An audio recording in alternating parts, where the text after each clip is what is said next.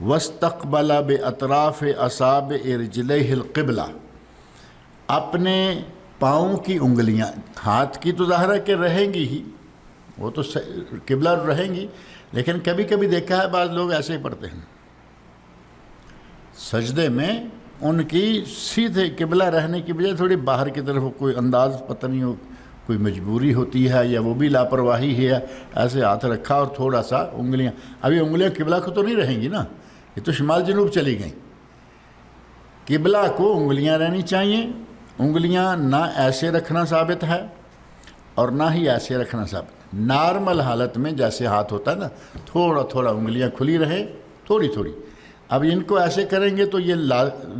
ایک قسم کا تکلف ہو جائے گا، اور اگر ان کو بھینچ کے رکھیں گے تو وہ بھی صحیح نہیں رہے گا۔ نارمل جیسے ہاتھ ہوتا ہے ایسے آپ اس کو زمین پہ رکھیں،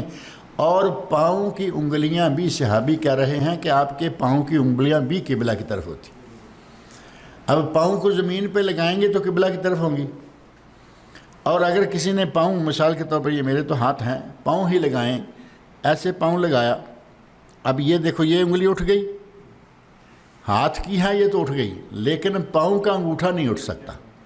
پاؤں کا انگوٹھا لازمی لگے گا، یہ شاید آخر والی جو ہے یہ اٹھ جائے، کوئی بات نہیں۔ آپ اپنی کوشش یہ کریں کہ جتنی انگلیاں قبلہ کی طرف رہتی ہیں وہ قبلہ کی طرف رہیں، لیکن جو لوگ یہ کرتے ہیں، ہے نا، یہ بھی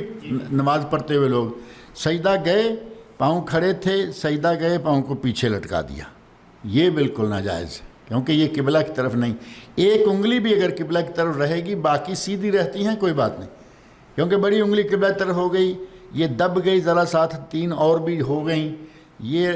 انگوٹھا ہوگا ہی ہوگا، یہ رہ گئی، یہ رہ گئی، کوئی بات نہیں، لیکن پیچھے کی طرف کر دیں تو آپ نے انگلیاں مشرق کو کر دیں، قبلہ کے بالکل برعکس۔ نبی اکرم صلی اللہ علیہ وسلم سجدہ میں پاؤں کی انگلیوں کو قبلہ کی طرف رکھا کرتے تھے۔ وَاسْتَقْبَلَ بِأَطْرَافِ أَصَابِعِ رِجْلَيْهِ الْقِبْلَةَ، اپنے پاؤں کی انگلیوں کو آپ قبلہ کی طرف رکھتے تھے۔